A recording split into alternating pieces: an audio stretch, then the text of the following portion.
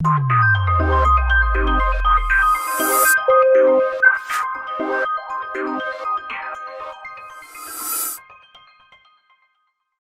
दोस्तों, कैसे हो आप। और जैसा कि मैंने अभी आपको हेलो कहा, तो हेलो से ही आज हम लोग पढ़ने जा रहे हैं कक्षा 12वीं का हेलो एल्केन एवं हेलो एरीन्स।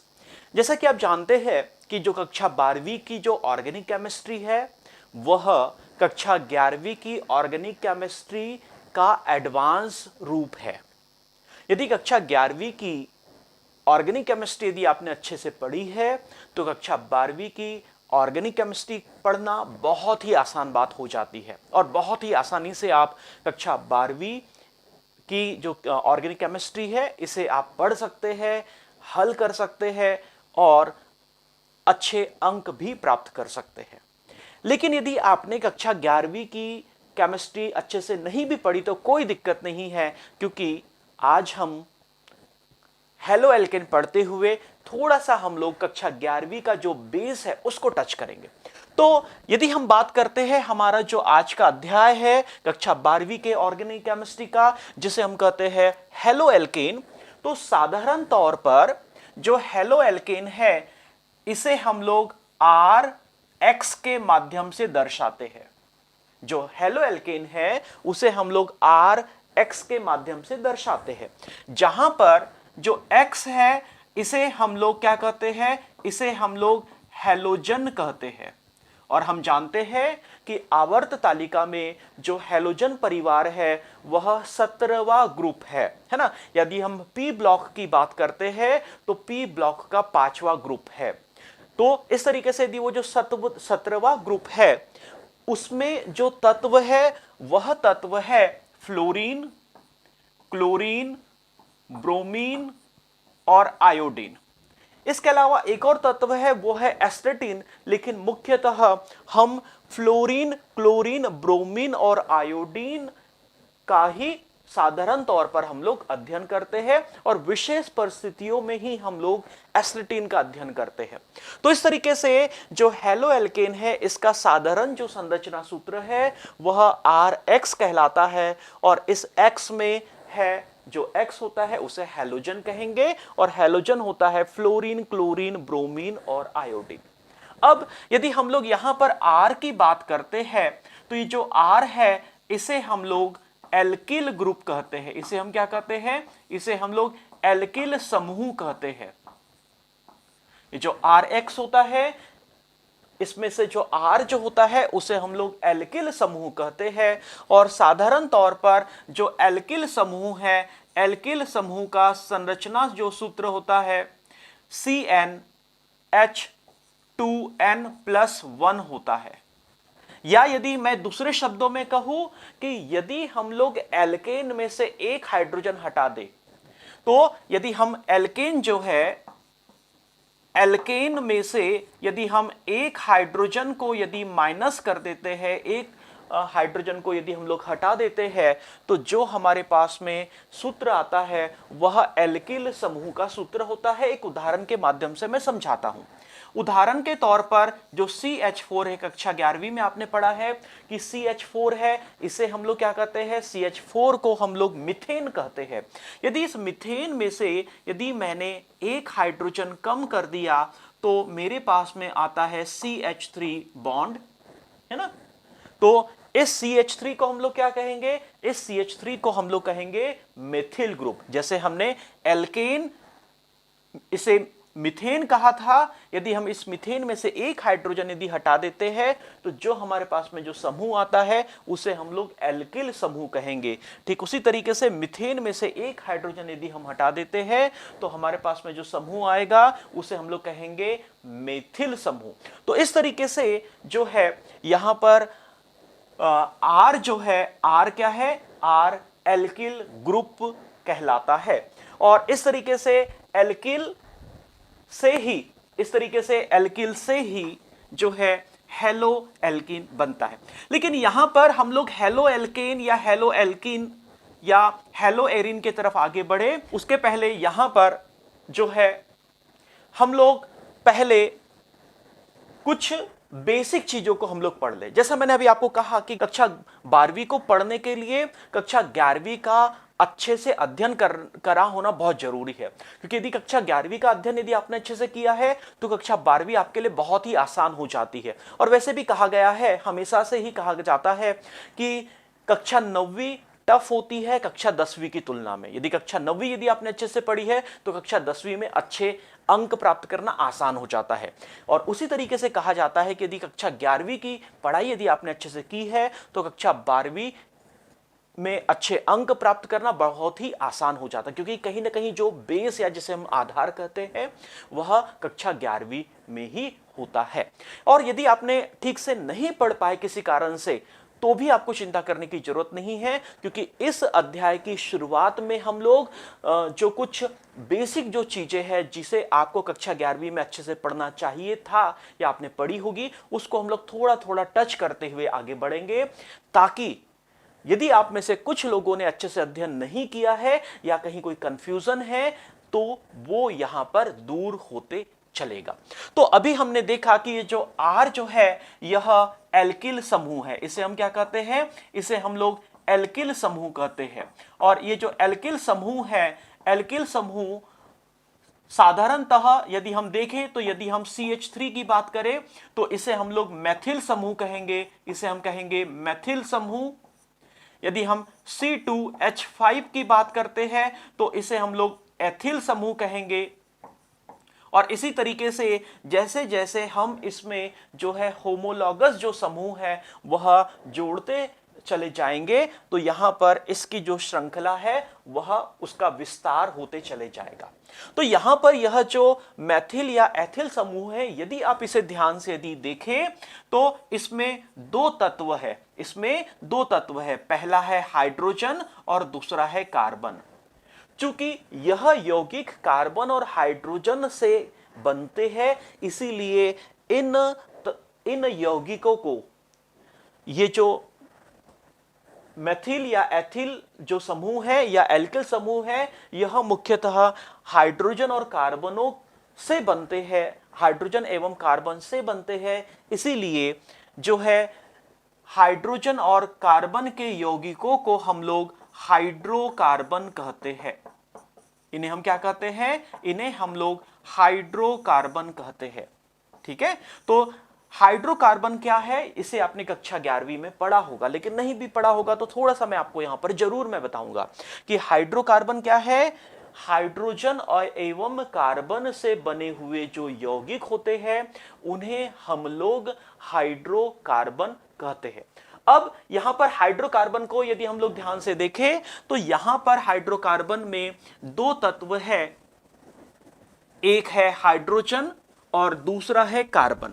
यहां पर क्या है, एक है हाइड्रोजन और दूसरा है कार्बन। अब यदि हाइड्रोजन के बारे में थोड़ा सा हम लोग जान लेते हैं कि जो हाइड्रोजन है इसका परमाणु क्रमांक 1 होता है एवं इसका परमाणु द्रव्यमान भी 1 ही होता है। इस तरीके से हाइड्रोजन के इस तरफ नीचे उसका परमाणु क्रमांक लिखा जाता है और ऊपर परमाणु द्रव्यमान लिखा जाता है। हाइड्रोजन के बारे में एक दो और महत्वपूर्ण चीजें, हाइड्रोजन सबसे सरलतम तत्व है और यह माना जाता है, वैज्ञानिक लोग ये मानते हैं, विभिन्न एक्सपेरिमेंट और जो हमारे पास में जो डेटा, ब्रह्मांड का जो डेटा आया है उसके आधार पर वैज्ञानिक लोग ये मानते हैं कि पूरे ब्रह्मांड में सबसे पहले यदि कोई तत्व बना तो वह तत्व हाइड्रोजन तत्व ही था और बाद में हाइड्रोजन के नाभिकीय संयोग से ही दूसरे तत्वों का निर्माण हुआ।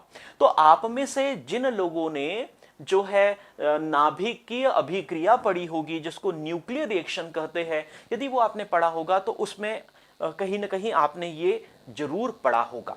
तो इस तरीके से जो हाइड्रोजन है उसका परमाणु क्रमांक 1 और परमाणु द्रव्यमान भी 1 होता है। और जो हाइड्रोजन है यदि हम देखें तो हाइड्रोजन के जो है क्या होते हैं, हाइड्रोजन के माफ कीजिएगा 3 समस्थानिक होते हैं। हाइड्रोजन के जो है 3 समस्थानिक होते हैं, H11, H12, H13। जिसमें से ये हमें याद रखना है कि जो तीसरा जो समस्थानिक है, यह जो तीसरा जो समस्थानिक है यह रेडियोधर्मी होता है। ये क्या होता है? यह रेडियोधर्मी होता है और इसकी जो प्रकृति में जो मात्रा है अत्यधिक कम है, 0.00 से भी कम है, पर चूंकि यह एग्जिस्ट करता है, इसका अस्तित्व है, इसीलिए इसका महत्व भी है। तो इस तरीके से जो है हाइड्रोजन जो है, हाइड्रोजन का परमाणु क्रमांक 1, परमाणु द्रव्यमान भी 1 होता है साधारणतः जो हाइड्रोजन होता है। जो H1 है, जैसे कि हम जानते हैं H1 को हम लोग हाइड्रोनियम या हाइड्रोजन, इसको ड्यूट्रोनियम और इसे ट्रिटियम भी कहा जाता है। उसी तरीके से यदि हम कार्बन की बात करते हैं तो जो कार्बन है, कार्बन का परमाणु क्रमांक 6 होता है एवं परमाणु द्रव्यमान 12 होता है। और ठीक इसी तरीके से जैसा हाइड्रोजन है, उसी तरीके से जो कार्बन है, कार्बन के भी कितने समस्थानिक होते हैं? यदि मैं आपसे पूछूं कि कार्बन के कितने समस्थानिक होते हैं तो आप मुझे कहेंगे कि कार्बन जो है, कार्बन के भी 3 समस्थानिक होते हैं, C612, C613 और C614, है ना। लेकिन एक जगह मैं पढ़ रहा था तो वहां पर मुझे नई जानकारी मिली कि एक और समस्थानिक होता है जिसे हम कहते हैं C611, जिसे हम क्या कहते हैं? C611। यानी साधारण कार्बन में का परमाणु क्रमांक 6, परमाणु द्रव्यमान 12 होता है। इसके साधारणतः 3 समस्थानिक होते हैं, लेकिन एक वैज्ञानिकों ने एक और समस्थानिक खोजा है, या हम कह सकते हैं कि एक और समस्थानिक बनाया है जिसे C611 कहते हैं। किंतु इसका जो T हाफ होता है, इसका जो हम कहते हैं T हाफ जिसे कहते हैं, इसकी जो अर्ध आयु जो हम कह सकते हैं कि इसकी जो हाफ लाइफ है या अर्ध आयु जो है वह मात्र 20 मिनट की होती है, मात्र 20 मिनट की होती है। इसीलिए जो है इसे जो वैज्ञानिक लोग हैं साधारणतः नहीं गिनते हैं। लेकिन जानकर आश्चर्य होगा कि यह जो समस्थानिक है यह वैज्ञानिकों ने निर्माण किया है, इसीलिए इसे हम कहते हैं कि यह मानव निर्मित समस्थानिक है। क्योंकि इसकी अर्ध आयु बहुत ही कम होती है, इसीलिए साधारणतः हम लोग समय जब भी हम लोग प्रैक्टिकल या थ्योरी पढ़ते हैं तो उस समय हम इसे विशेष महत्व नहीं देते हैं। तो जो कार्बन है, हम यहां पर देखें तो कार्बन जो है उसके 3 समस्थानिक होते हुए है। अच्छा, यहां पर एक प्रश्न जो मैं आपसे पूछना चाहता हूं कि क्या आप में से सभी लोगों को परमाणु क्रमांक, परमाणु द्रव्यमान और समस्थानिक जो है इन तीनों में अंतर पता है? या हम जिसे कहें कि आपको परमाणु क्रमांक, द्रव्यमान एवं जो समस्थानिक है इनकी परिभाषा आती होगी। पर यदि नहीं आती है तो फिर भी आप में से ऐसे छात्र जिनको कंफ्यूजन है या परिभाषा नहीं आती है, उनके लिए यहां पर बहुत ही संक्षिप्त में मैं आपको बता रहा हूं कि परमाणु क्रमांक क्या होता है। परमाणु क्रमांक क्या होता है ना। तो हम जानते हैं कि आप कक्षा 12वीं में है तो आपने आवर्त तालिका भी पढ़ी है, और आवर्त तालिका में हमने जो मॉडर्न आवर्त तालिका है या जो जिसे हम लोग मॉडर्न यानी आधुनिक आवर्त तालिका कहते हैं, उस आवर्त तालिका को आपने देखा है। और उसका एक विशेष गुण होता है कि उसमें तत्वों को उनके बढ़ते हुए परमाणु क्रमांक के आधार पर व्यवस्थित किया गया है ना। ये हम लोगों ने पढ़ा है। तो परमाणु क्रमांक क्या होता है कि हम जानते हैं पहले यह माना जाता था, जैसा आपने कक्षा 9वीं में पढ़ा होगा। अब आप बार बार कह रहे हो, सोच रहे होगे कि सर पता नहीं कहां पर कक्षा 9वीं की बात कर रहे हैं, कभी कक्षा 10वीं की बात कर रहे हैं, कभी कक्षा 11वीं की बात कर रहे हैं, लेकिन कक्षा 12वीं की तो बात ही नहीं कर रहे हैं। लेकिन प्रिय छात्रों, प्रिय दोस्तों, यहां पर मेरा आपसे एक विशेष अनुरोध है। आप में से बहुत सारे ऐसे छात्र हैं जो कि बहुत ज्यादा प्रतिभावान है, किंतु किसी विशेष परिस्थिति के कारण, वो आर्थिक भी हो सकती है, सामाजिक भी हो सकती है, तो कई बार जो बेसिक जो चीजें हैं, जो बहुत ही इंपॉर्टेंट चीजें होती है, वो हमसे मिस हो जाती है। और जब हमारी नींद खुलती है, हम ऐसा कह सकते हैं, आंखें खुलती है, या हमें ऐसा लगता है कि यार हमें तो आईआईटी की तैयारी करना है, या हमें मेडिकल की तैयारी करना है, या हमें किसी विशेष एग्जाम की तैयारी करना है, और तब हमें महसूस होता है कि अरे यार हमने चाहे लापरवाही हो, चाहे आलसी हो, चाहे कोई कंडीशन हो, उसके कारण से हम यह चीज नहीं पढ़ पाए जो कि परीक्षा के हिसाब से अति महत्वपूर्ण है। तो यहां पर मेरी एक कोशिश रहेगी कि जब भी हम लोग थोड़ा सा आगे बढ़ेंगे तो थोड़ा आगे जाने के पहले पहले हम पीछे झांक लेंगे, है ना, क्योंकि अक्सर कहा जाता है आगे पाठ पीछे सपाट, तो ऐसा नहीं होना चाहिए, क्योंकि मुझे यकीन है यह वीडियो लेक्चर देखकर आप लोगों के मन में जो ऑर्गेनिक केमिस्ट्री है उसके प्रति प्यार जागेगा। आप कहेंगे सर आप प्यार भरी बातें क्यों कर रहे हो, ये तो पढ़ने की उम्र है। लेकिन याद रखिएगा जीवन में दो चीजें बहुत जरूरी है, और वो जो सबसे जरूरी चीजें हैं, पहला है रोमांच और दूसरा जो है रोमांस, है ना। तो हमारे जीवन में ये दोनों चीजें हमेशा बनी हुई होनी चाहिए, क्योंकि बिना रोमांच और बिना रोमांस के जीवन कोई जीवन नहीं है, मेरा ऐसा मानना है। तो अब ये रोमांच और रोमांस क्या है, इस पर फिर हम लोग कभी और बात करेंगे। तो जो परमाणु क्रमांक है, वो परमाणु क्रमांक क्या है, तो हम जानते हैं कि पहले ये माना जाता था कि जो परमाणु वह है, परमाणु जो है किसी भी पदार्थ का सबसे सूक्ष्मतम जो कण होता है वह परमाणु होता है। और पहले यह माना जाता था कि परमाणु अविभाज्य है ना, यानी उसे हम लोग तोड़ नहीं सकते हैं, उसके टुकड़े टुकड़े नहीं कर सकते हैं। तो इसीलिए परमाणु को हम लोग अविभाज्य मानते थे। किंतु जैसे जैसे आगे डिस्कवरी हुई, आपने एनोड रे कैथोड रे एक्सपेरिमेंट पढ़ा होगा, आपने रदरफोर्ड का एक्सपेरिमेंट कक्षा 9वीं में पढ़ा है, तो उसके आधार पर यह हमें पता चलता है कि परमाणु जो है वह भी विभाज्य है, अर्थात वह भी अन्य छोटे छोटे कणों से मिलकर बना हुआ है। और वह कण इलेक्ट्रॉन, प्रोटॉन और न्यूट्रॉन होते हैं। यह कक्षा 9वीं 10वीं और 11वीं में भी आपने अच्छे से पढ़ा है। तो जो परमाणु क्रमांक है वह किसी भी तत्व के परमाणु में उपस्थित जो प्रोटॉनों की संख्या है, प्रोटॉनों की संख्या को हम लोग परमाणु क्रमांक कहते हैं। तो यहां पर परमाणु क्रमांक क्या है कि हम यहां पर बहुत ही संक्षिप्त में लिख सकते हैं कि किसी भी तत्व के परमाणु में उपस्थित प्रोटॉनों की संख्या, जो प्रोटॉन होता है, प्रोटॉनों की संख्या या इलेक्ट्रॉनों की संख्या, प्रोटॉनों की संख्या या इलेक्ट्रॉनों की जो संख्या होती है उसके कुल संख्या को हम लोग परमाणु क्रमांक कहते हैं। यहां पर कुछ जगह परिभाषा में प्रोटॉनों की संख्या लिखी हुई होगी और कुछ जगह पर इलेक्ट्रॉनों की संख्या लिखी हुई होगी। तो आप यकीन मानिए थ्योरेटिकल पॉइंट ऑफ व्यू से दोनों ही परिभाषाएं उचित है, दोनों ही परिभाषा बिल्कुल सही है। क्योंकि किसी भी परमाणु में क्योंकि हम जानते हैं परमाणु न्यूट्रल होता है, अर्थात न्यूट्रल है यानी परमाणु पर कोई चार्ज या आवेश नहीं होता है। और उस पर कोई चार्ज या आवेश क्यों नहीं होता है, क्योंकि उसमें प्रोटॉनों की संख्या एवं इलेक्ट्रॉनों की संख्या बराबर होती है, इसीलिए परमाणु उदासीन होता है। चूंकि परमाणु में उसके प्रोटॉनों और इलेक्ट्रॉनों की संख्या बराबर होती है, इसीलिए हम कह सकते हैं कि प्रोटॉनों की संख्या या इलेक्ट्रॉनों की संख्या को ही हम लोग क्या कहते हैं, परमाणु क्रमांक कहते हैं। अब दूसरा जो शब्द है, टर्म है, जिसे हम कहते हैं परमाणु द्रव्यमान, है ना।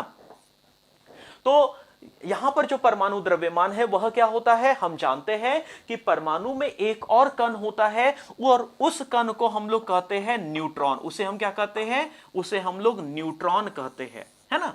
तो और यह रदरफोर्ड के एक्सपेरिमेंट से हमें पता चला है कि जो नाभिक होता है वह अत्यधिक ज्यादा घनत्व वाला एक केंद्र होता है ना। तो यहां पर उस नाभिक में हम जानते हैं कि नाभिक में प्रोटॉन तथा न्यूट्रॉन होते हैं, है ना, प्रोटॉन तथा न्यूट्रॉन होते हैं। तो किसी भी तत्व के नाभिक में उपस्थित प्रोटॉनों तथा न्यूट्रॉनों की संख्या का जो योग होता है उसे हम लोग जो है परमाणु द्रव्यमान कहते हैं। और यहां पर एक चीज मैं आपसे पूछना चाहता हूं, हो सकता है आप में से कई लोगों को ये चीज पता है, तो आप सोच रहे हो कि क्या सर फिर वहीं पर पुरानी घिसी पिटी बातें आप बता रहे हो। तो यहां पर एक मेरा प्रश्न है आप लोगों के लिए है, जिन लोगों को परिभाषा पहले से पता थी कि परमाणु द्रव्यमान की इकाई क्या होती है। जो परमाणु द्रव्यमान है इसकी इकाई क्या होती है, जो परमाणु द्रव्यमान है इसकी इकाई क्या होती है ना। तो यहां पर हमें याद रखना है, थोड़ा सा आप सोचिए जब तक मैं आगे बताता हूं तब तक कि परमाणु द्रव्यमान की इकाई क्या होती है। तो यदि हम परमाणु द्रव्यमान की इकाई की बात करें तो पहले परमाणु द्रव्यमान की इकाई AMU मानी जाती थी, एटॉमिक मास यूनिट मानी जाती थी, है ना। अब जो है AMU की जगह U, है ना, U भर मानी जाती है। अब यहां पर AMU और U इसका फुल फॉर्म क्या है ये अब आपको पता करना है। मैं तो सारी चीज बताऊंगा ही बताऊंगा, लेकिन यहां पर कहीं ना कहीं मेरा उद्देश्य है आप लोगों को एक्टिविटी में एंगेज करके रखना। तो यहां पर जो AMU है इसका फुल फॉर्म क्या होता है और जो U है इसका भी फुल फॉर्म क्या होता है, ये आप थोड़ा सा पता लगाने की कोशिश कीजिए। तो यहां पर अभी हम लोगों ने पढ़ा कि जो तत्व है, तत्व का परमाणु क्रमांक और परमाणु द्रव्यमान होता है।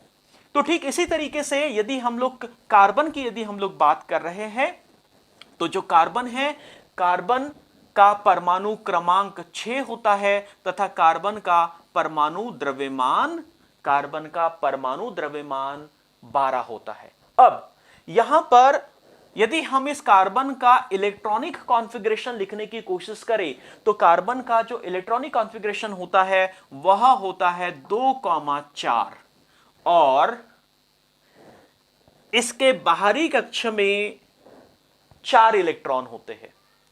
चूंकि इसके बाहरी कक्ष में 4 इलेक्ट्रॉन होते हैं, यानी इसे अष्टक पूरा करने के लिए 4 और इलेक्ट्रॉनों की आवश्यकता होती है।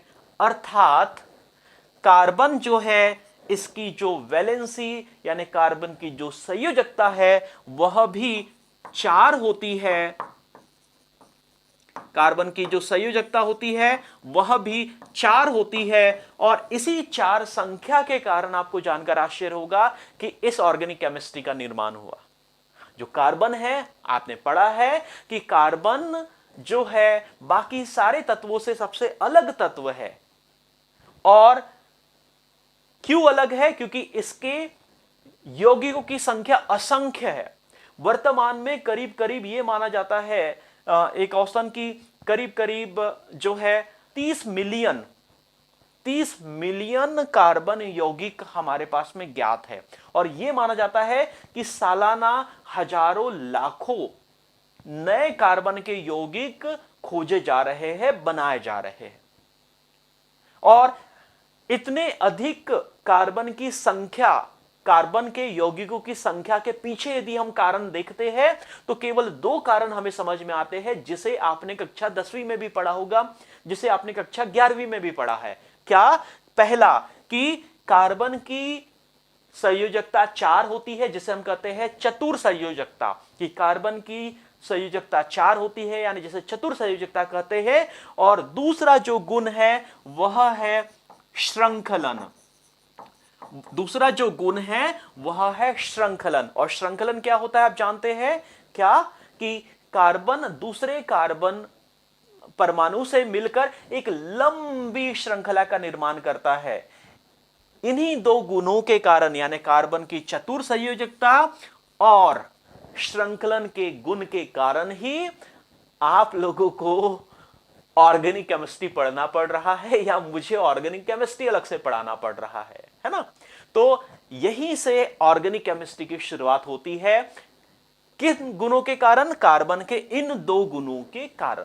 तो यहां पर जो है अब हम लोग आगे बढ़ते हैं और समझने की कोशिश करते हैं कि जो हेलो एल्केन है, ये हेलो एल्केन तक हम लोग कैसे पहुंचे और हेलो एल्केन जो चैप्टर है इसको विस्तार से हम लोग कैसे पढ़े। लेकिन विस्तार से पढ़ाने के पहले फिर मैं आपको पहले कुछ बेस जो है उस बेस के बारे में बताऊंगा।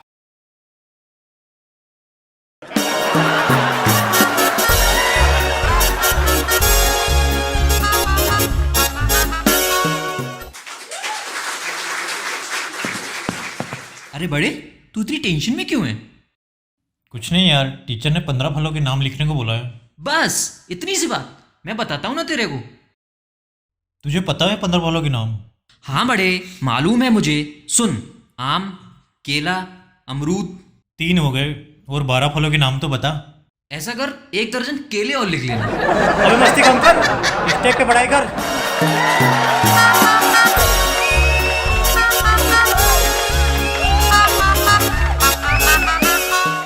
अभी हमने देखा कि जो कार्बन है, कार्बन की जो संयोजकता होती है, कार्बन की जो संयोजकता है वह क्या होती है, 4 होती है ना। अर्थात 4 संयोजकता का मतलब कक्षा 9वीं 10वीं 11वीं में भी आपने पढ़ा है कि 4 संयोजकता का मतलब यह होता है कि यह 4 बंध बनाता है। यह क्या होता है, यह 4 बंध बनाता है। लेकिन हो सकता है आप में से कुछ लोगों के मन में यह आ रहा होगा कि आखिर जो तत्व है, आखिर जो तत्व है, तत्व के जो परमाणु होते हैं, तत्व के परमाणु आखिर बंध क्यों बनाते हैं, बंध बनाने की जरूरत क्यों हो रही है ना। तो आइए अब हम लोग सबसे पहले इसी बात को आगे बढ़ाते हैं कि कोई भी तत्व का परमाणु बंध क्यों बनाता है, या बंध से अणु कैसे बनते हैं, या अणु क्यों बनाता है।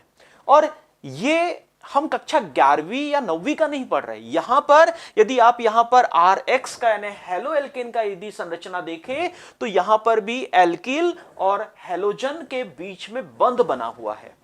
तो क्यों हेलोजन एल्किल के साथ में बंध बना रहा है, इसको यदि हमें समझना है तो हमें यह समझना जरूरी है कि यहां पर जो परमाणु है, परमाणु जो है वह बंध या जिसे हम लोग आबंध कहते हैं, आबंध क्यों बनाते हैं।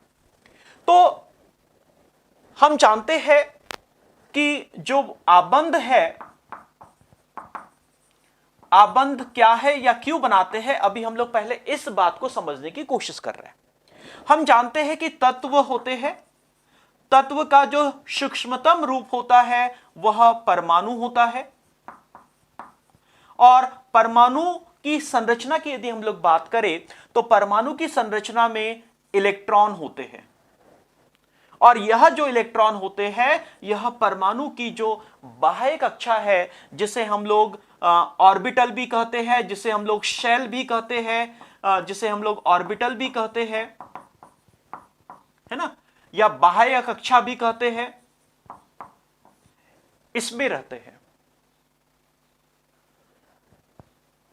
अलग अलग थ्योरी के आधार पर, अलग अलग सिद्धांतों के आधार पर, जैसे हम लोग लिविस और कोसेल की थ्योरी की बात करें, या हम लोग मॉडर्न थ्योरी की यदि हम लोग बात करें जो कि कक्षा 11वीं में आप लोगों ने पढ़ा होगा, तो उसके आधार पर अलग अलग थ्योरी के माध्यम से यह समझाया गया है कि परमाणु अस्थिर होता है। परमाणु कैसा होता है, परमाणु कैसा है, अस्थिर होता है यदि उसका अष्टक पूरा ना हो। ठीक है, ये याद रखना। अलग अलग थ्योरी के माध्यम से जो नटशेल की यदि हम लोग बात करें, यदि हम लोग एक्सटेट की बात करें, तो यही समझाया गया है कि परमाणु अस्थिर होता है यदि उसका अष्टक पूरा ना हो तो, और यदि उसका अष्टक पूरा नहीं होता है तो उस परमाणु की आंतरिक ऊर्जा इतनी ज्यादा होती है कि उस आंतरिक ऊर्जा के कारण ही परमाणु क्या है, अस्थिर ज्यादा होता है। तो हम आप सभी लोग जीवन में क्या चाहते हैं, हम आप सभी लोग स्थिर होना चाहते हैं। हम आप सभी लोग स्थिर होना चाहते हैं। स्थिर हम कैसे हो सकते हैं? स्थिर होने के जीवन का 2 ही नियम है। यह केवल परमाणु की बात नहीं है, हमारे जीवन की भी बात है।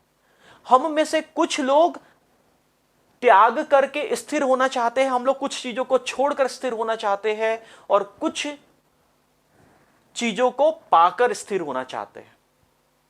उदाहरण के तौर पर आप लोग अभी इस वीडियो के माध्यम से कक्षा 12वीं का अध्ययन कर रहे हैं, अर्थात आप ज्ञान को पाकर अपने जीवन में स्थिरता लाना चाह रहे हैं, क्योंकि आप ज्ञान हासिल करोगे, कॉम्पिटिटिव एग्जाम आप पास करोगे, अच्छी नौकरी लग सकती है, अच्छा पैसा कमा सकते हैं ना, पैसे को कमाकर जीवन में स्थिरता लाना चाह रहे हैं। वहीं पर हम अपनी आलसी, अपनी गरीबी, जो हमारी नेगेटिविटी है उसको हम लोग दान करके, उसको त्याग करके जीवन में स्थिरता लाना चाह रहे हैं, क्योंकि जो जितना ज्यादा नेगेटिव होता है वह उतना ज्यादा अस्थिर होता है, आप ऐसा मान लीजिए। यह तत्वों के लिए भी लागू है और हमारा भी शरीर कहीं ना कहीं तत्वों से ही तो मिलकर बना हुआ है। तो जो तत्वों के गुण है वो हमारे भी तो गुण होगे ही होगे। जो तत्वों के जो गुण है वो कहीं ना कहीं हमारे जीवन पर भी उसका प्रभाव पड़ेगा ही पड़ेगा। तो इस तरीके से प्रत्येक ब्रह्मांड का प्रत्येक कण स्थिर होना चाहता है, ठीक इसी तरीके से परमाणु भी स्थिर होना चाहता है। और इस स्थिरता को प्राप्त करने के लिए उसे क्या करना है? उसे अष्टक पूरा करना है। ठीक है, उसे क्या करना है? अष्टक पूरा करना है। और अष्टक पूरा करने के लिए उसके पास में दो ही रास्ते हैं कि या तो परमाणु को क्या है, या तो परमाणु को अपने जो इलेक्ट्रॉन हैं उनका त्याग करना होगा, या जो इलेक्ट्रॉन है उन्हें किसी से ग्रहण करना होगा, या इलेक्ट्रॉनों को क्या करना होगा? उन्हें साझा करना होगा। तो इस तरीके से इलेक्ट्रॉनों का त्याग करके, ग्रहण करके और साझा करके क्या होते हैं? इलेक्ट्रॉनों का त्याग करके, ग्रहण करके, साझा करके जो परमाणु है वह अपना अपना अष्टक पूरा करते हैं। हाइड्रोजन के केस में जिसे हम लोग कहते हैं द्वितीयक, है ना, डुप्लेट है ना। और ये जो अष्टक है इसको ऑक्टेट कहते हैं। हाँ, यहां पर एक चीज और, यहां पर बीच बीच में मैं साथ में इंग्लिश वर्ड जो है, इंग्लिश टर्मिनोलॉजी है, वह भी लिखता चलूंगा मैं। यहां पर इंग्लिश टर्मिनोलॉजी लिखने का जो उद्देश्य है वह यह है क्योंकि जब आप कॉम्पिटिटिव एग्जाम की तैयारी करेंगे, या मान लीजिए कि कक्षा 12वीं के बाद में आप आईआईटी की तैयारी कर रहे हैं या आईआईटी में एडमिशन लेना चाह रहे हैं, या कक्षा 12वीं के बाद में आप नीट यानी मेडिकल की तैयारी करना चाह रहे हैं, या नीट या मतलब मेडिकल में जो है आप प्रवेश लेते हैं, या यदि आप ग्रेजुएशन करते हैं, तो हम जानते हैं कि पूरे वर्ल्ड में जो है अंग्रेजी जो है ना, ठीक है, लोगों का विचार हो सकता है कि अंग्रेजी विदेशी भाषा है एंड सो, लेकिन ज्ञान अर्जन का सबसे अच्छा जो माध्यम है वर्तमान समय में विश्व की दृष्टि से यदि हम लोग कहें तो वह अंग्रेजी ही है ना। तो इसीलिए हमें अंग्रेजी से परहेज नहीं करनी है, हमें अंग्रेजी सीखने की भी कोशिश करनी है। तो यहां पर बीच बीच में मैं आप लोगों को जो है टर्म जिसे हम लोग कहते हैं, इन टर्म्स को अंग्रेजी में भी मैं लिखने की कोशिश करूंगा, ताकि दोनों जो टर्म है उससे आप अच्छे खासे क्या हो जाए, उससे अच्छे खासे आप अवेयर हो जाए, पता चल जाए आपको कि हाँ इसे अंग्रेजी में यह भी कहते हैं। तो इस तरीके से यहां पर इलेक्ट्रॉनों का त्याग, ग्रहण और साझा करके क्या होता है, जो है परमाणु स्थिर होने की कोशिश करता है। अब ये स्थिर कैसे होता है? तो स्थिर होने के लिए उसे क्या करना होगा? अपनी जो आंतरिक ऊर्जा है उसका मान कम करना होगा। तो यहां पर आबंध कैसे बनते हैं उसे मैं हाइड्रोजन के माध्यम से मैं आपको समझाने की कोशिश करता हूं। हम जानते हैं कि यह हाइड्रोजन का नाभिक है और हाइड्रोजन की पहली जो कक्षा है, एकमात्र कक्षा होती है, उसमें एक इलेक्ट्रॉन है। यह दूसरा हाइड्रोजन है, यह हाइड्रोजन का नाभिक है और उसमें भी एक इलेक्ट्रॉन है। यदि इन दोनों के बीच में डिस्टेंस यानी दूरी बहुत ज्यादा है तो क्या होगा? यदि दूरी बहुत ज्यादा है तो इनमें आकर्षण बल नहीं होगा, है ना। हम भी जानते हैं जिसको अट्रैक्शन फोर्स कहते हैं, है ना, कि डे टू डे लाइफ में हो सकता है आपके कोई दोस्त मित्र हो जो कक्षा 9वीं 10वीं 11वीं में आपके बहुत अच्छे मित्र रहे हो, है ना। गर्लफ्रेंड भी हो सकती है, बॉयफ्रेंड भी हो सकता है ना। यदि मान लीजिए किसी कारण से यदि उनका ट्रांसफर हो गया या वो कहीं दूर चले गए, क्योंकि आपके बहुत अच्छे मित्र थे लेकिन दूरी के कारण अब आपका लगाव उनसे कम हो गया या उनका लगाव आपसे कम हो गया, क्योंकि जब दूरियां बढ़ती है तो दूरियां बढ़ने पर आकर्षण कम होता है। तो यहां पर यदि हाइड्रोजन के जो दोनों जो परमाणु है, यदि इनके बीच में दूरियां यदि बहुत ज्यादा है तो इनके बीच में आकर्षण नहीं होगा, और आकर्षण दोनों के बीच में नहीं है तो दोनों अकेले हैं तो भी ये अस्थिर है। यदि ये एक दूसरे के पास आने की कोशिश करते हैं, और जब ये मान लीजिए अत्यधिक यहां पर एक दूसरे के पास आते हैं, तब अत्यधिक जब पास आते हैं तब भी एक समस्या होती है। आप अपने दोस्त मित्रों का उदाहरण ले लीजिए। ऐसे दोस्त जिनसे आपकी अत्यधिक घनिष्ठता है, बहुत उठना बैठना है, हर काम आप उनके साथ में करते हैं, ये बहुत अच्छी चीज होती है कि आपके दोस्तों के बीच में या बहुत घनिष्ठता हो।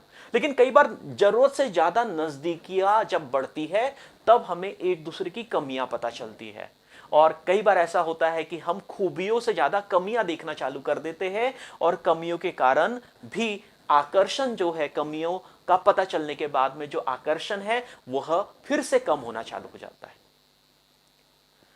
तो अत्यधिक दूरी और अत्यधिक नजदीक होना दोनों ही अस्थिर बनाता है जीवन में, और दोनों ही अस्थिरता लेकर आता है। तो इसीलिए कहा जाता है कि हमें क्या करना है, हमें एक ऐसी दूरी बनाकर रखना है कि जो न तो अत्यधिक दूर हो और जो अत्यधिक पास हो। तो यदि मान लीजिए ये दोनों हाइड्रोजन जो है, जब दोनों हाइड्रोजन एक दूसरे के नजदीक आएंगे तो क्या होगा, अत्यधिक जब नजदीक आ जाएंगे तो क्या होगा कि हम जानते हैं कि ये इसके पास में भी इलेक्ट्रॉन है, इसके पास में भी इलेक्ट्रॉन है, इलेक्ट्रॉन पर नेगेटिव चार्ज होता है। तो क्या होगा, यदि ये अत्यधिक पास में दी आते हैं तो इन इलेक्ट्रॉन और इन इलेक्ट्रॉनों के बीच में क्या होगा, विकर्षण होगा, और विकर्षण को हम लोग रिपल्सन कहते हैं। तो यहां पर जो पहला हमने जो शब्द सीखा वह है रिपल्सन, विकर्षण, एक दूसरे का विरोध करना, एक दूसरे से दूर जाना विकर्षण कहलाता है, जिसे हम लोग रिपल्सन कहते हैं। तो चूंकि अत्यधिक नजदीक आने पर दोनों इलेक्ट्रॉनों के बीच में क्या होगा, विकर्षण होगा, क्योंकि नेगेटिव नेगेटिव एक दूसरे को दूर धकाते हैं। जैसे चुंबक के S और S को यदि आप मिलाओगे तो दूर होगे, N और N को मिलाओगे तो दूर होगे, उसी तरीके से इलेक्ट्रॉन इलेक्ट्रॉन को दूर करेगा, रिपेल करेगा, विकर्षण करेगा। तो इस विकर्षण के कारण भी ये एक दूसरे से दूर जाना चालू हो जाएंगे। क्यों? क्योंकि ये अत्यधिक पास आ गए थे, और जब अत्यधिक दूर है तो उनके बीच में कोई आकर्षण बल ही नहीं है। तो क्या होना चाहिए यहां पर, इन दोनों के जो दूरी है वो कैसी होनी चाहिए, इन दोनों के बीच में जो दूरी है वो ऐसी होनी चाहिए, ऐसी होनी चाहिए कि यहां पर यह जो नाभिक है जिस पे धनावेश है, यह अपने इलेक्ट्रॉन के प्रति भी इस इलेक्ट्रॉन को भी आकर्षित करे, और साथ में जो बाजू वाले का जो इलेक्ट्रॉन है इसे भी अपने पास में आकर्षित करे। ठीक उसी तरीके से इस परमाणु का यह जो नाभिक है, यह अपने इलेक्ट्रॉन को भी अपने पास में खींचे, और यह जो बाजू वाले तत्व के परमाणु का जो इलेक्ट्रॉन है उसे भी क्या करे, उसे भी अपने पास में खींचे।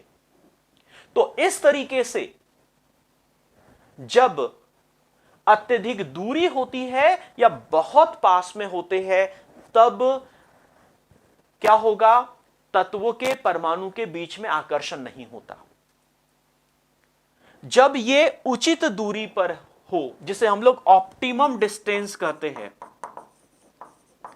जब यह उचित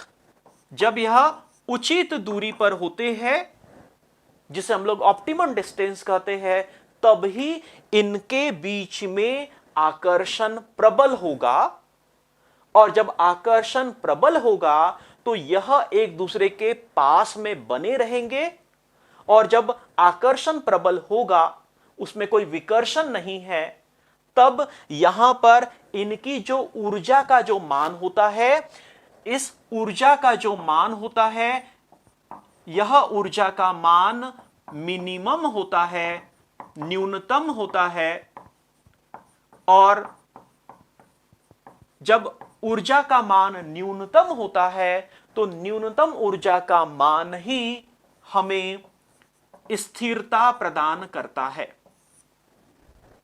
तो वह उचित दूरी जिस दूरी पर इन दोनों परमाणुओं के बीच में क्या हो रहा है, आकर्षण हो रहा है, उस उचित दूरी पर जिस पर यह दोनों एक दूसरे के नजदीक है, इस समय जो इन दोनों के बीच की जो दूरी होती है उसे हम लोग क्या कहते हैं, उसे हम लोग आबंध दूरी या बंध की लंबाई या जिसे हम लोग बॉन्ड लेंथ कहते हैं, जिसे हम लोग बॉन्ड लेंथ या इसे हम लोग बॉन्ड लेंथ कहते हैं। मुझे उम्मीद है समझ में आ गया होगा आपके कि दो परमाणु जब एक दूसरे के नजदीक आते हैं तब उनके बीच में जो उचित आकर्षण होता है, उसी आकर्षण के कारण वह एक दूसरे से बंधे हुए होते हैं। इस बंधन को ही हम लोग बंध कहते हैं। और दो परमाणु के बीच में जो दूरी होती है, जिस दूरी पर यह स्थिर होते हैं, उनकी ऊर्जा का मान मिनिमम होता है, उसे ही हम लोग क्या कहते हैं, आबंध की दूरी या बंध की लंबाई या बॉन्ड लेंथ कहते हैं, है ना। और जो बॉन्ड लेंथ होती है, हर परमाणु में बॉन्ड लेंथ का जो मान होता है वह अलग अलग होता है। एक चीज हमें याद रखना है कि जो आबंध है यानी आबंध की जो लंबाई है वह एंगस्ट्रॉन में मापी जाती है। जो आबंध है, आबंध का की जो इकाई होती है, बॉन्ड की जो लेंथ होती है, बॉन्ड लेंथ की जो इकाई होती है, उसे हम लोग एंगस्ट्रॉन में नापते हैं और उसे A डिग्री से डिनोट करते हैं, जिसका मान होता है 10⁻10 मीटर। 10 की घात -10 मीटर जो होता है यह एक एंगस्ट्रॉन कहलाता है। यह एक एंगस्ट्रॉन कहलाता है और यह अत्यधिक छोटी इकाई है। यह नैनोमीटर से भी 10 गुना छोटी इकाई होती है और इसका जो इस्तेमाल जो है आबंधों की लंबाई को मापने में किया जाता है। तो इस तरीके से यहां पर दोनों हाइड्रोजन के जो परमाणु हैं वह स्थिरता प्राप्त करने के लिए एक दूसरे के नजदीक आ रहे हैं। यहां पर एक चीज और मैं बताना चाहूंगा कि जब यहां पर क्या हो, जब यहां पर दोनों के बीच में जब आबंध बनता है तब, क्योंकि हाइड्रोजन का परमाणु अलग था, दूसरा परमाणु अलग था, यह अस्थिर थे। क्यों अस्थिर थे? क्योंकि इनमें बहुत अधिक ऊर्जा थी। इनमें क्या था? बहुत अधिक ऊर्जा थी। अब ये जो आपस में आ रहे हैं स्थिरता के लिए, तो दोनों को कुछ ना कुछ अपनी ऊर्जा का त्याग करना होगा। तो ऊर्जा को त्याग करने के लिए यह दोनों क्या हुए, यह दोनों एक दूसरे के नजदीक आए और जब यह दोनों एक दूसरे के नजदीक आए तो उचित दूरी पर इन्होंने बंध बना लिया। पर जब ये बंध बना रहे थे तो इस समय इन्होंने क्या किया, अपनी ऊर्जा को रिलीज किया, ऊर्जा का त्याग किया। तो बंध बनाते समय जिस ऊर्जा का क्षेपण होता है, बंध बनाते समय जिस जो ऊर्जा बाहर निकलती है, उस ऊर्जा को हम लोग आबंध ऊर्जा या बॉन्ड एनर्जी कहते हैं, है ना। अब उसे हम क्या कहते हैं, बंध ऊर्जा, या जिसे हम लोग आबंध ऊर्जा जो है आबंध ऊर्जा कहते हैं। तो यहां पर दो टर्म हमने सीखे, पहला है बॉन्ड लेंथ और दूसरा क्या हो गया, बॉन्ड एनर्जी। ठीक है, कि बंध बनते समय जो ऊर्जा का ह्रास होता है, जिस ऊर्जा का निष्कासन होता है या जो ऊर्जा बाहर निकलती है, उसे हम लोग आबंध ऊर्जा कहते हैं।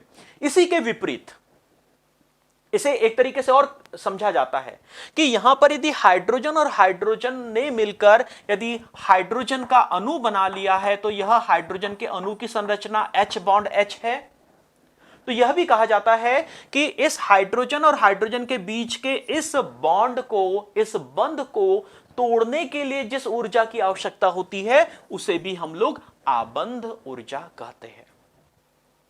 तो यहां पर अभी हमने क्या समझा कि परमाणु जो है वह अणु क्यों बनाते हैं या परमाणु बंध या आबंध क्यों बनाते हैं। तो यदि कोई यदि आपसे कहता है कि परमाणु या कोई दूसरे जो तत्व है वह आपस में आबंध क्यों बनाते हैं, तो आप उसे दो वाक्यों में उत्तर दे सकते हैं। पहला कि परमाणुओं की आंतरिक ऊर्जा अत्यधिक ज्यादा होती है, इसीलिए वह अस्थिर होते हैं। तो स्थिरता प्राप्त करने के लिए ही ये आबंध बनाते हैं। ठीक ऐसा ही कार्बन के साथ में भी होता है। तो आइए अब हम लोग समझने की कोशिश करते हैं कि जो कार्बन है वह कैसे बंध बनाता है, या यदि हम यहां पर इसी को थोड़ा सा और डिटेल में यदि ले जाए तो यहां पर हम लोग समझने की कोशिश करते हैं कि आबंध कितने प्रकार के होते हैं और किन किन परिस्थितियों में जो है आबंध बनते हैं। तो यदि हम लोग देखें तो आप लोग साधारणतः आप लोगों ने जो है 3 प्रकार के बंधों के बारे में कक्षा 9वीं 10वीं में पढ़ा है।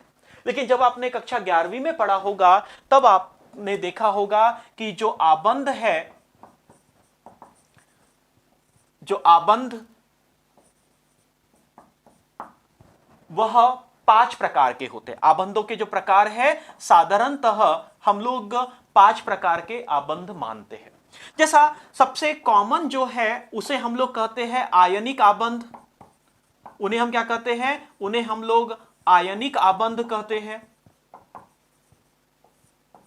दूसरा जो प्रकार है, आप भी मेरे साथ में दोहराइए, आप भी थोड़ा सा उसको रिवाइज करने की कोशिश कीजिए जो आप लोगों ने पढ़ा है कि पहला जो प्रकार है वह है आयनिक आबंध या आयनिक बंध। दूसरा क्या कहलाता है? सह संयोजी। दूसरा क्या होता है? सह संयोजी आबंध। तीसरा जिसे हम क्या कहते हैं? तीसरे को हम लोग कोऑर्डिनेट आबंध कहते हैं, कॉम्प्लेक्स आबंध कहते हैं, है ना। तीसरा क्या है? कोऑर्डिनेट आबंध, कोऑर्डिनेट आबंध। और इसे हिंदी में क्या कहते हैं? इसको थोड़ा रिवाइज करने की कोशिश कीजिए, या क्या कहते हैं ये आप जानने की कोशिश कीजिए। कोऑर्डिनेट आबंध या जिसे हम लोग समन्वय बंध या उप सह संयोजी भी कहते हैं, उप सह संयोजी, या जिसे हम लोग समन्वय भी कहते हैं, है ना। तो ये 3 बंधों के बारे में पढ़ा। इसके अलावा कक्षा 11वीं में आप लोगों ने 2 और बंधों के बारे में पढ़ा है जिसे हम लोग कहते हैं धात्विक, जिसे हम लोग कहते हैं धात्विक बंध, और 5वां है जिसे हम लोग कहते हैं हाइड्रोजन बंध, जिसे हम लोग हाइड्रोजन बंध कहते हैं।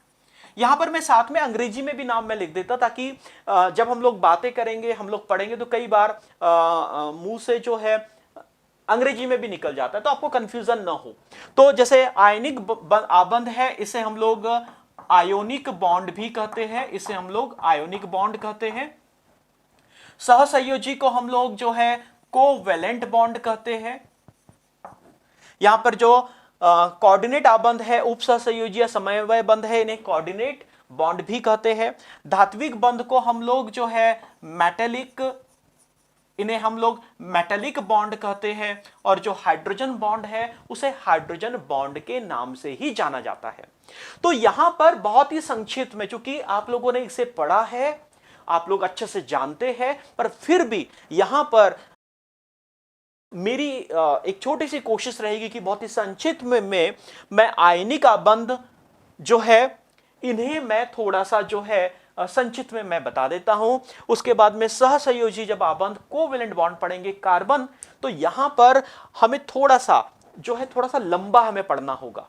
क्यों लंबा पढ़ना होगा? क्योंकि यहां पर थोड़ा सा मुझे फिर से रिवाइज कराना होगा कि सिग्मा आबंध क्या है, पाई आबंध क्या है, और जब हम लोग सिग्मा आबंध और पाई आबंध की बात करते हैं तो वहां पर थोड़ा सा संकरण या जिसे हम लोग हाइब्रिडाइजेशन कहते हैं वह भी मुझे थोड़ा सा बताना होगा। क्योंकि जब हम लोग हेलो एल्केन पढ़ेंगे तो यदि मैं आपसे पूछ लिया मैंने कि यहां पर R और X के बीच में जो बंध है कोवैलेंट बंध है, यानी जो सहसंयोजी आबंध है, उसका संकरण क्या है, क्योंकि कई बार प्रश्न इस तरीके से भी पूछे जाते हैं। जरूरी नहीं कि हेलो एल्केन में केवल और केवल जो है रिएक्शन पूछी जाए, कई बार ऐसा होता है कि जो कंसेप्चुअल क्वेश्चन होते हैं वह भी पूछ लिए जाते हैं, और कॉम्पिटिटिव पॉइंट ऑफ व्यू से तो कंसेप्चुअल क्वेश्चन पूछे ही जाते हैं।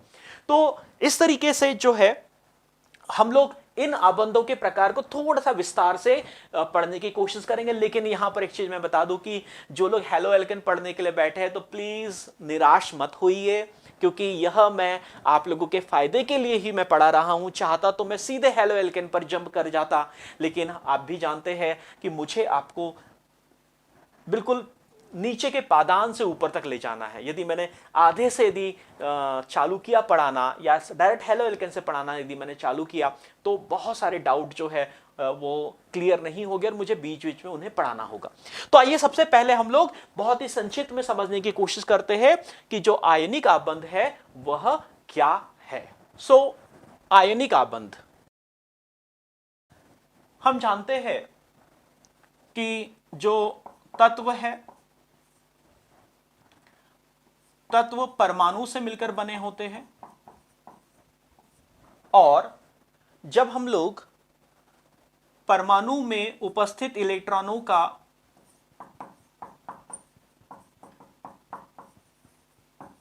इलेक्ट्रॉनिक विन्यास लिखते हैं तब बाह्य कक्ष, परमाणु के बाह्य कक्ष में जो उपस्थित इलेक्ट्रॉन होते हैं वह 1, 2, 3, 4, 5, 6, 7 एवं 8 हो सकते हैं। हम बात कर रहे हैं दूसरी कक्षा की, है ना। हम पहली कक्षा की बात नहीं कर रहे हैं, क्योंकि पहली कक्षा की यदि हम लोग बात करें तो हाइड्रोजन और हीलियम की पहली कक्षा में हाइड्रोजन में 1 और हीलियम में बाह्य कक्षा में 2 इलेक्ट्रॉन होते हैं। लेकिन यदि हम लोग दूसरी कक्षा की यदि हम लोग बात करते हैं, है ना, या किसी भी बाहरी कक्षा की बात करें पहली कक्षा को छोड़कर, तो यदि किसी परमाणु की बाह्य कक्षा में 1, 2, 3, 4, 5, 6, 7 और 8 इलेक्ट्रॉन हो सकते हैं यदि हम उनका इलेक्ट्रॉनिक विन्यास लिखें तो। जिस परमाणु के बाह्य कक्षा में सबसे बाह्य कक्षा में 8 इलेक्ट्रॉन होते हैं उसे हम लोग निष्क्रिय, उसे हम लोग क्या कहते हैं, निष्क्रिय तत्व कहते हैं, जिसने साधारण तौर पर उन्हें हम लोग इनर्ट गैसेस कहते हैं। जैसे आपका हीलियम हो गया, नियॉन हो गया, आर्गन हो गया। यदि इनका इलेक्ट्रॉनिक विन्यास यदि आप लिखे तो बाह्य कक्षा में आपको 8 इलेक्ट्रॉन मिलेंगे, अर्थात वह कैसे है, निष्क्रिय है। बाकी की जो जितने भी तत्व है जिनके कक्षा में 1 से लेकर 7 है, यह भी, इनकी भी पूरी कोशिश होती है कि यह क्या हो जाए, यह निष्क्रिय हो जाए, यह इनर्ट हो जाए, यह स्थिर हो जाए। अर्थात यह जो सारे तत्व है जिनके बाह्य कक्षा में 1 से लेकर 7 इलेक्ट्रॉन होते हैं, यह अपना अष्टक पूरा करना चाहते हैं। और अष्टक पूरा करने के लिए जो सबसे आसान जो तरीका होता है वह तरीका होता है कि या तो हम इलेक्ट्रॉनों को ग्रहण करें या हम इलेक्ट्रॉनों का क्या करें, इलेक्ट्रॉनों का त्याग करें। तो ऐसे तत्व जिनके बाह्य कक्ष में, ऐसे तत्व जिनके बाह्य कक्ष में, बाह्य कक्ष में 1, 2 या 3 इलेक्ट्रॉन होते हैं, साधारणतः यह अपने इलेक्ट्रॉनों को त्याग कर, यह अपने इलेक्ट्रॉनों को त्याग कर धन आयन बनाते हैं। ऐसे तत्व जिनके बाह्य कक्ष में 1, 2 या 3 इलेक्ट्रॉन होते हैं, वह साधारणतः अपने इलेक्ट्रॉनों को त्याग कर धन आयन बनाते हैं। जो जितने इलेक्ट्रॉन त्यागेगा उस पर उतने धन आयन आते हैं। उदाहरण के तौर पर जो सोडियम है, इसका परमाणु क्रमांक 11 है और इसका इलेक्ट्रॉनिक विन्यास 2,8,1 है। जब यह सोडियम एक इलेक्ट्रॉन को त्यागता है तो एक इलेक्ट्रॉन को त्यागने के कारण इस पर एक धन आयन आएगा। जो मैग्नीशियम है यह 2 इलेक्ट्रॉनों को त्यागता है, इसीलिए इस पर 2 धन आयन आएंगे। और एल्युमिनियम की यदि हम लोग बात करें तो एल्युमिनियम 3 इलेक्ट्रॉनों को त्यागता है, इसीलिए इस पर 3 धन आयन आएंगे। क्योंकि 1, 2 या 3 इलेक्ट्रॉन त्यागने से इनका अष्टक पूरा हो जाता है, ऐसा मतलब अष्टक पूरा हो जाता है, इसीलिए यह इलेक्ट्रॉनों को त्याग करते हैं। ठीक इसी तरीके से ऐसे तत्व जिनके बाह्य कक्ष में 5, 6 तथा 7 इलेक्ट्रॉन होते हैं, ये भी चाहते हैं कि ये भी अपना अष्टक पूरा करे। तो अष्टक पूरा करने के लिए यह साधारणतः किसी त्यागने वाले से इलेक्ट्रॉन ग्रहण करते हैं। जो इन्हें इलेक्ट्रॉन दे सके उनसे ये इलेक्ट्रॉन ग्रहण करते हैं, और जो जितने इलेक्ट्रॉन ग्रहण करेगा उस पर उतने ऋण आयन आते हैं। इस तरीके से जिस तत्व के बाह्य कक्षा में 5 इलेक्ट्रॉन है, यह 3 इलेक्ट्रॉन ग्रहण करके इस पर 3 ऋण आयन आएंगे। जो 6 है वह 2 इलेक्ट्रॉन ग्रहण करके 2 ऋण आयन बनाएगा, और जिस पर 7 है वह 1 इलेक्ट्रॉन ग्रहण करके 1 ऋण आयन बनाएगा। और इस तरीके से धन आयन तथा ऋण आयनों के बीच में आकर्षण होगा, और इस आकर्षण के फलस्वरूप जो आबंध बनते हैं उन्हें हम लोग आयनिक बंध कहते हैं। आइए एक छोटे से उदाहरण के माध्यम से हम लोग थोड़ा सा समझने की कोशिश करते हैं कि सोडियम और क्लोरीन का हम लोग एक छोटा सा उदाहरण लेकर हम समझने की कोशिश करते हैं, और फिर हम लोग आगे बढ़ते हैं हमारे कार्बन में बनने वाले बंध के बारे में।